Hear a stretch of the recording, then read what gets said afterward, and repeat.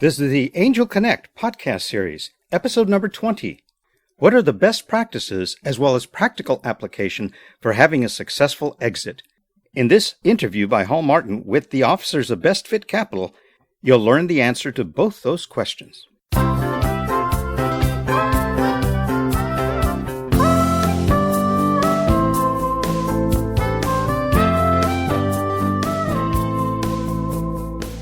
In this episode, Hall Martin interviews both Kevin Costello and Chris Lorimore of Best Fit Capital.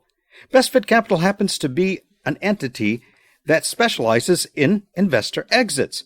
As a matter of fact, their tagline is leading the way to an exit. In other words, their mission is to guide startups through all phases that are needed for a successful exit. In this episode, not only are the challenges that angel investors face when the entrepreneurs prefer lifestyle over the investment exit, but also the focus is on risk. The investment could go from 3 to 5 years, but in this case, you'll learn that usually longer than 5 years is what's needed to build a business to a point where an exit can be successfully considered and executed. However, there's alignment that has to be required. Alignment so that the entrepreneurs and investors both agree to the strategy at the time of the investment or as early as possible after launch. If there is a misalignment, you have to correct that misaligned investment after launch when the entrepreneurs can be focused on the day-to-day operations. So what decisions will or will not add value to the exit strategy, and what are the entrepreneurs' goals? Now, exit valuation and lifestyle are discussed quite a bit in this particular interview, as well as the caution that should be expected in the risk. That is, executing an exit may be a full-time job and may require hiring what they call a chief exit officer. No, there's no pun intended with CEO. And there's a case in point that's mentioned here that Hall Martin brings up, which is Trilogy. And you have to look at the different fallacies with the different models of entrepreneurs, investments, not only the mergers and acquisitions, or M&A, but also IPO or retired baby boomer buyers and others, as are discussed in this episode. So Hall Martin is going to get the perspectives in today's exit strategies and execution, especially as a potential weakness in angel investing that seems to show up today. Building to the business and building to the exit. So let's listen to this interview where Hall Martin discusses with Kevin Costello and Chris Lorimore of Best Fit Capital over the Skype network, where the discussion centers around successful exits. Let's listen in. Well, hello, this is Hall Martin. I'm with the Angel Connect program, and today we have Kevin Costello and Chris Lorimore of Best Fit Capital. And our topic today is talking about exits, especially angel exits, and how do we drive them. Kevin, Chris, thank you for joining us today. Glad to be here. Thanks for having us, Hall. Great. So the topic today is on exits, and wanted to go into more about, what is the need for an exit for an angel investor and for an entrepreneur, and where are we today with that? What are exits like in today's angel world, and what direction is it going? Kevin, why don't you tell us first what you think about that? Sure. Happy to do so. Thanks, Hall.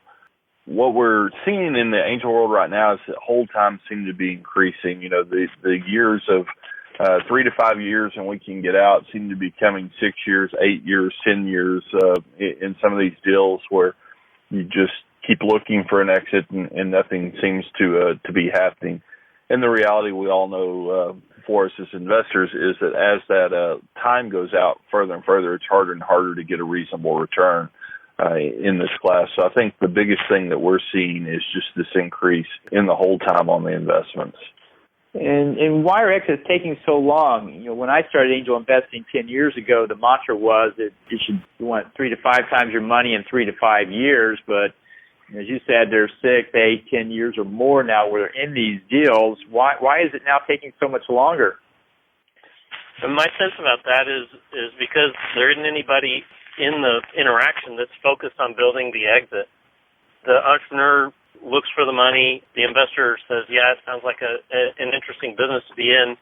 Invest the money. The entrepreneur goes back to building their business and isn't driven by the exit, and the investor typically isn't engaged enough to be in the middle of the process to help create that.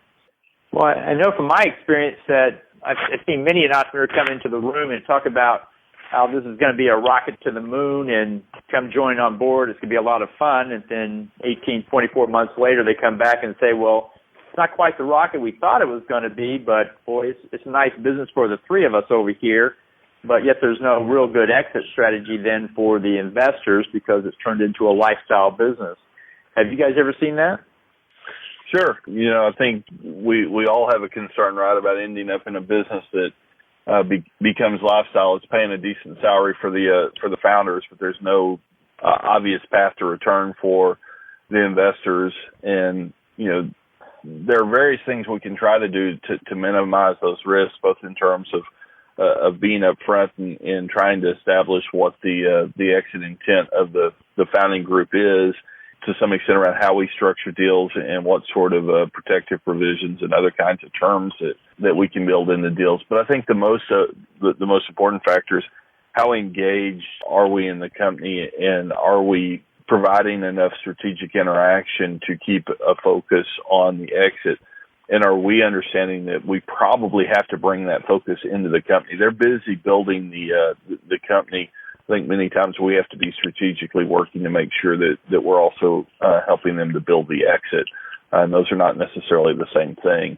Yeah, I think to add to it, a question that we always hear in presentation or in due diligence is the investor will ask the entrepreneur, so are you willing to exit, or tell me about the exit? And typically we let the entrepreneur off with a pretty light answer to that question. As long as the answer is yes, everybody seems to be satisfied, and it doesn't get dug into very far in the due diligence process. Beyond that, I think something that investors probably are not as sensitive to is, for the entrepreneurs, there's a couple of points in time where the investing process pulls them away from their business. The first is when they're seeking funding, and that's a full-time job, probably at a point, again, right when they're at an inflection point, the wrong time to pull them away from the business.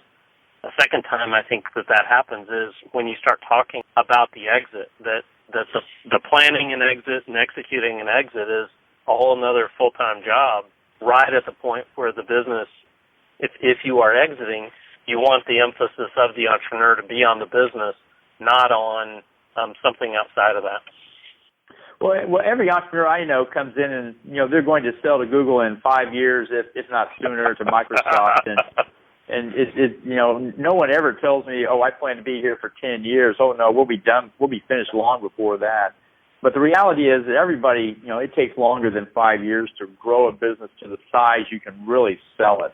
And, when we're trying to, get to be $100 million company or unicorn status or whatever, now it just takes even longer and so much more money to get there. How do you align the angel and the entrepreneur around the same vision of an exit when maybe the entrepreneur has a vision of being a unicorn and the angel has a vision of just getting something back out of this in the next 5 years, and they're already 5 years into it? What's the challenge there, or the way you can unify both sides on that exit plan? Yeah, I mean, a quick part of it is I think you have to do some of that alignment prior to investment.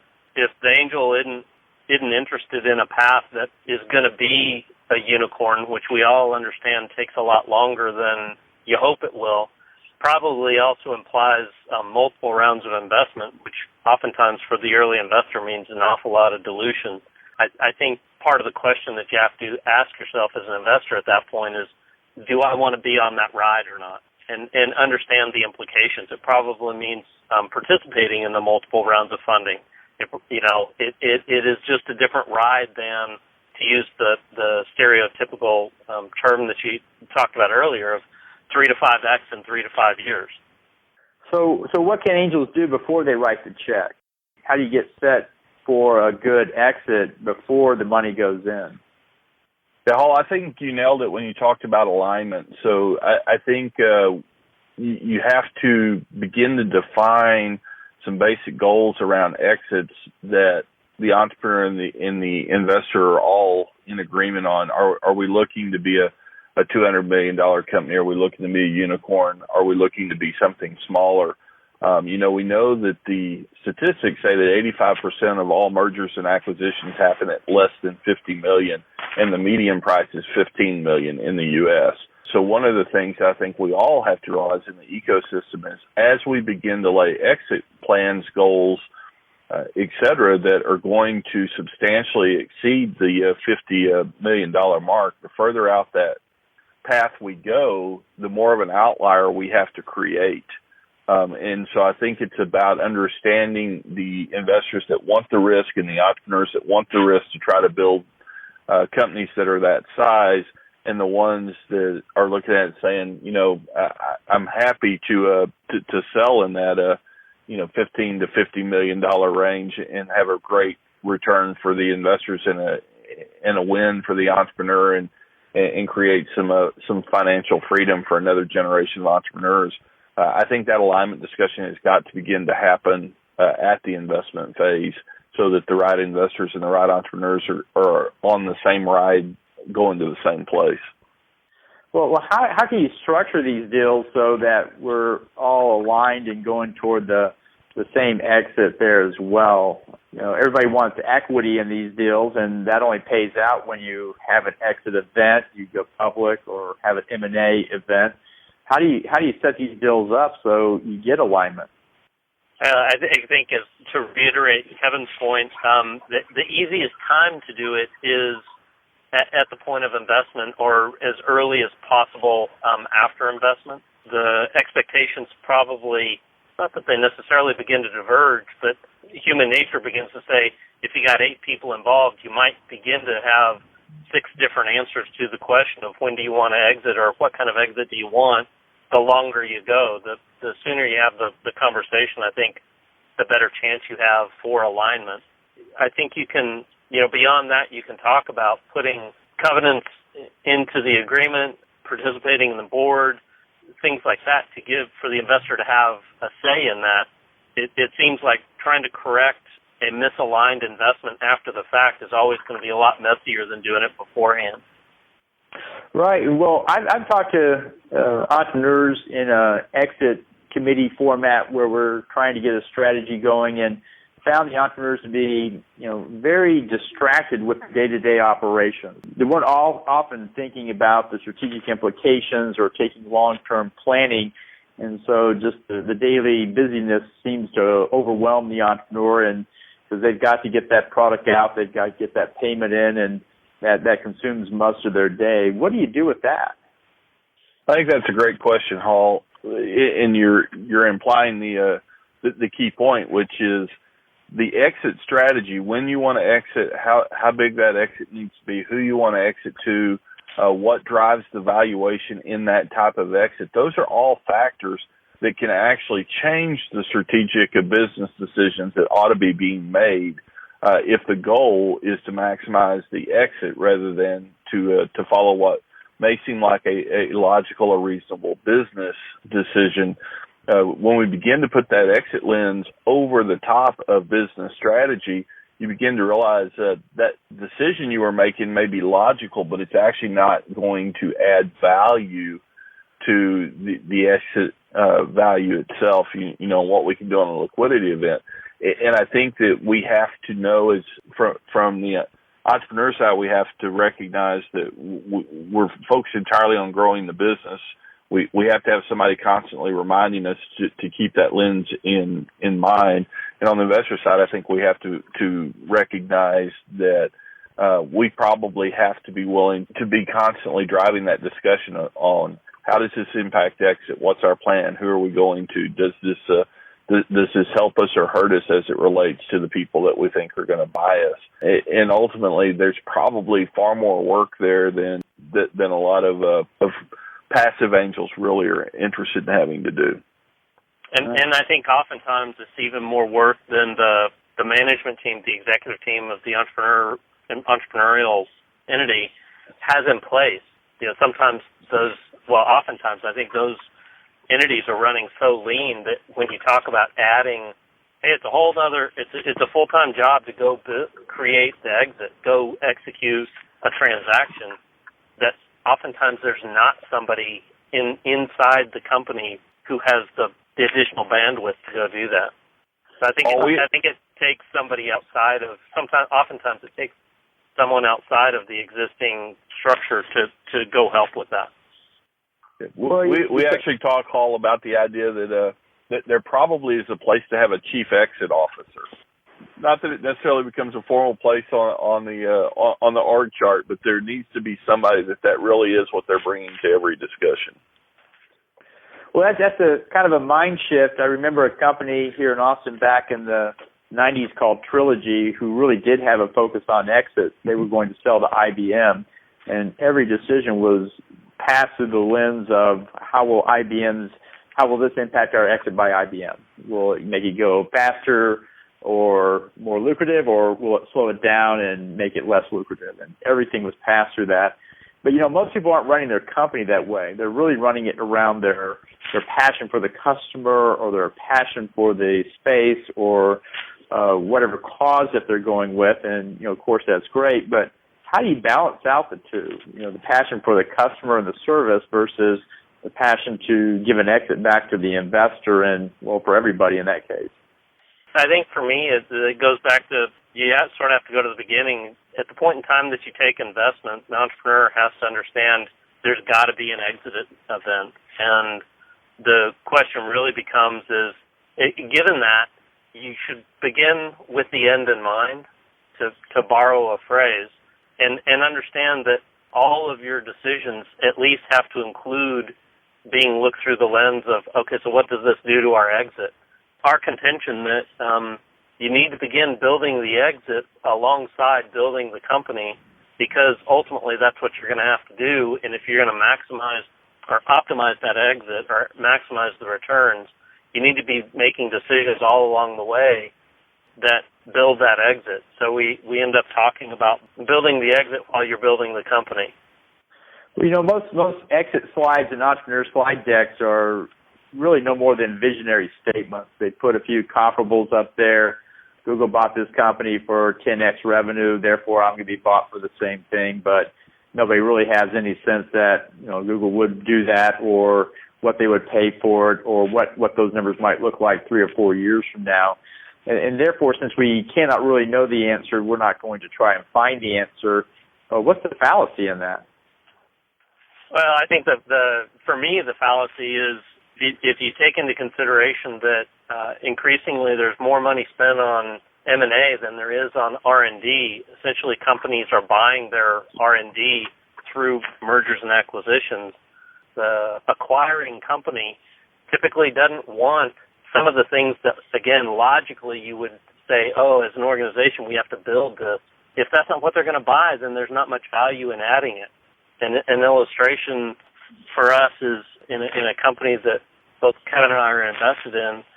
The company came to an angel group and made their pitch.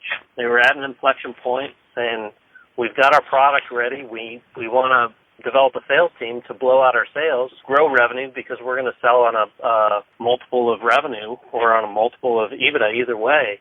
And one of the angels said, I have worked in the same space, and in fact, where your maximum value is represented to the companies that are most likely to acquire you is at the point where you've validated customer acceptance of your product. And building sales doesn't matter because they don't want your sales team. Building manufacturing capability doesn't matter because they don't want your manufacturing. They already have bigger, more successful organizations doing that than you're going to be able to bring to the table. What they really want you for is a validated product. Right. Well, there's many ways to exit. It used to be back in the 80s and 90s, you went IPO on the NASDAQ, and that was the exit. And then, M&A became popular as well. What are other ways people can get exits?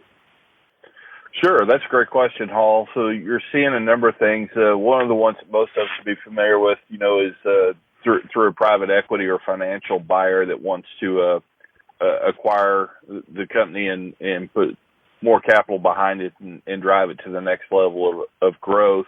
The other thing that you're finding, depending on the price points that you're talking about, but particularly down in that area that's closer to the 20 to 50 million range, is you have a lot of baby boomers now who are retired, who have been retired a little while. They're bored. They're ready to have something else to do. And they're getting a couple of their buddies and they're going out and buying $50 million companies because it's a place to put capital to work. And re-engage in some of the stuff they enjoy without necessarily having to move back into, the full-time heavy lift type CEO roles. And so those types of buyers are coming in and they're beginning to drive some of the pricing up for the entire marketplace, which is good news for early stage investors and entrepreneurs, because there are more buyers than ever and they're paying good money for companies. And we think that leads towards a logic around early exit strategies for companies that fits, that rapid exit, that ability to see growth and get out back in that 3 to 5 year time frame that many of us saw, early in the angel world, but are not seeing as often now. And that process allows a great multiple and lets somebody else take the long-term risks. One of the things that's interesting is each time you bring in a new round of capital, you've naturally extended the length of time the company has to operate to be able to provide the right return on that capital.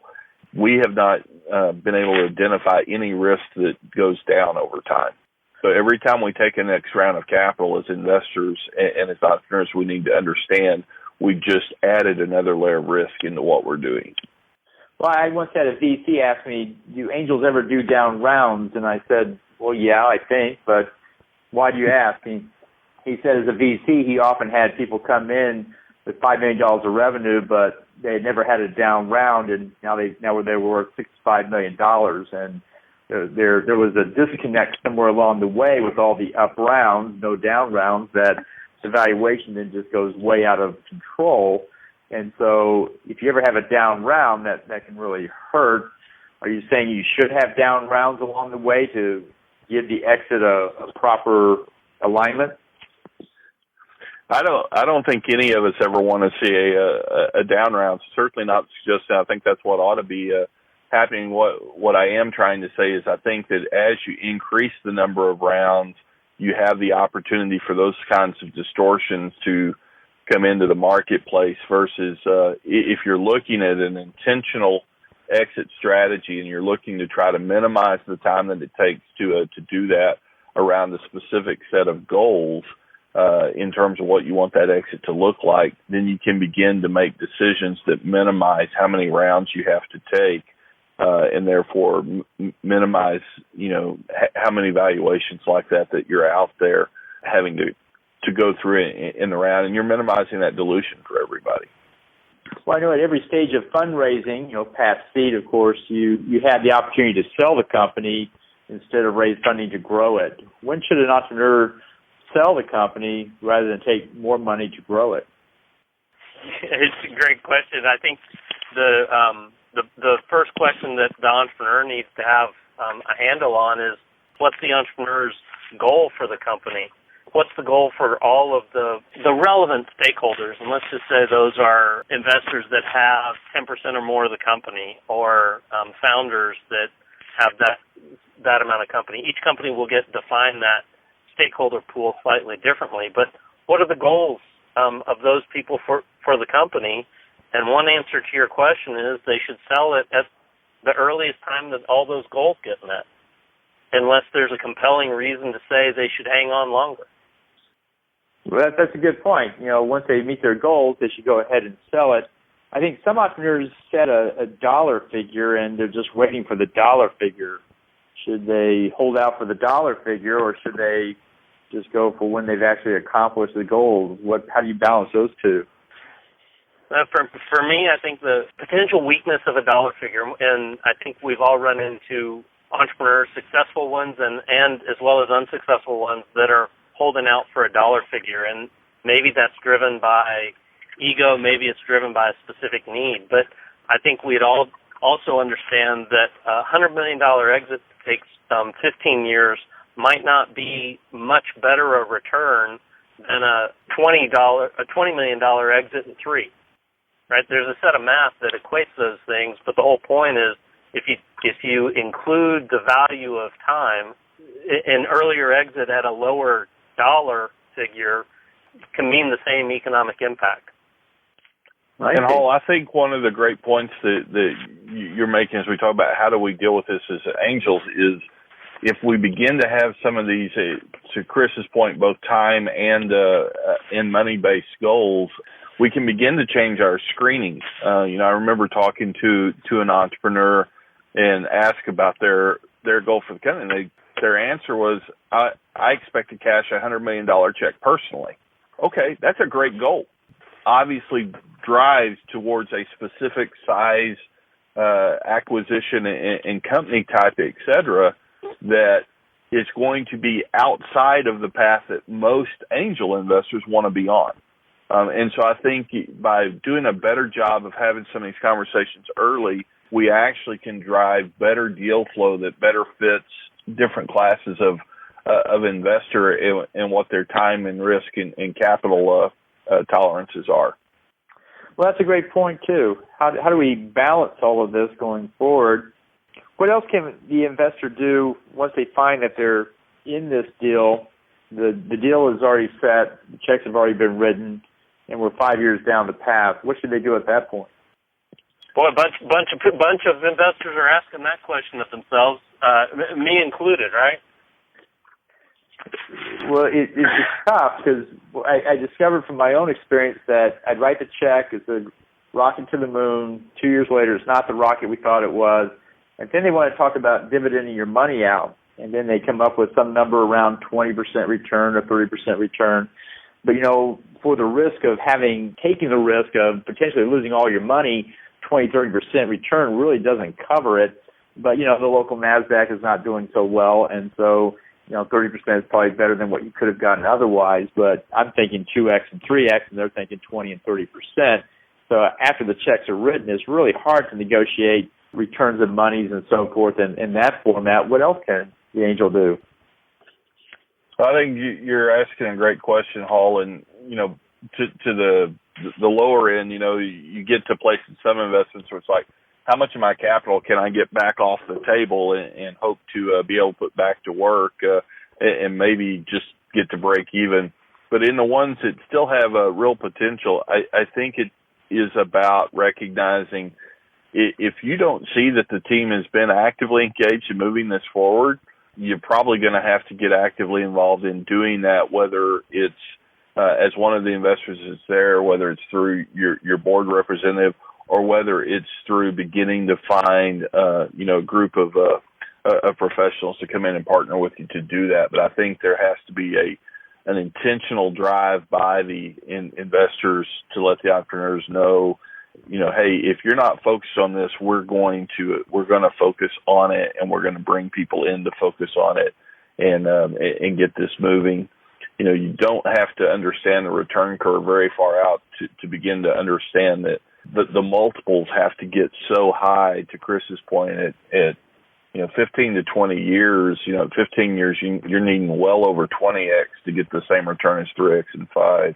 And at 20 years, it's 100x, so there's this disconnect out there about time. And I think there's a place in every investment where we have to look at it and go, look, if it's going to take 2 years to exit from the day we start, we needed to have been started a year and a half ago, and we didn't. So we're going to start today. Well, that's a good point. You have to be intentional about it, and you have to get after it. It's probably not going to happen by itself, or not happen anytime soon. We're, I guess, getting near the end of our time here. Any final words from you guys about the topic of exits? Chris, why don't you go first? I think we've gotten to the point where we expect exits to happen on their own, and I think it's a lot harder thing to accomplish than anything less than a focus on it and a lot of energy put towards it will achieve it. I think that's what's driving this push for longer and longer hold times, and I think it's become in some senses a weakness in the angel investing process. At the same time, I think the entrepreneurs are probably they're being pulled to focus on two different things at the same time, and most of them aren't very good at that. And so we're going to have to find ways to get them help to turn the long hold times and the ability to create exits around. That's a good point. Building the business and building to the exit are really two separate exercises there. Kevin, what about you? Hall, for me, I think that the shortening the time frame to exit down just makes sense. I'm a big believer in the early exit concept, and so for me, it's lather, rinse, repeat. How do we get in, build a business, build the exit, get out, and do it again? Well, guys, thank you so much for taking time. We'll go ahead and close it out for this session of the Angel Connect, but appreciate your talking about the exit. I know that's near and dear to every angel's heart and every entrepreneur's heart as well, as that's what they're doing, is not only following their passion, but also creating wealth for their family and friends as well. So with that, we'll go ahead and close it out, and hopefully talk to you next time. Thank you, Hall.